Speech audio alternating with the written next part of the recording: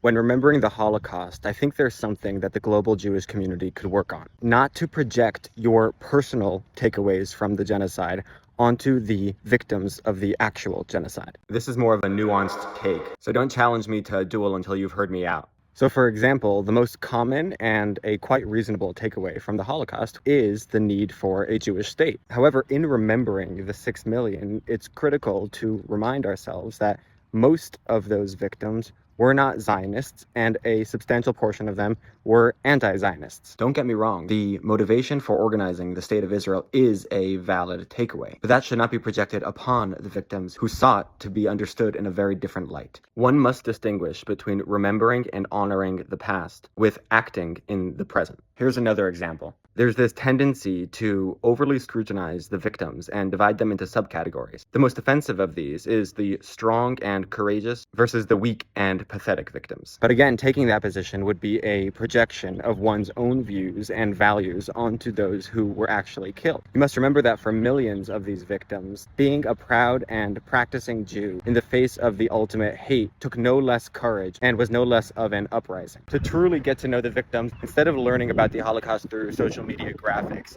study the histories, read the memoirs, study the Torah thoughts that were penned during that time, find out about their places of origin, their culture, and most of all, what they hoped for Jewry 100 years down the road.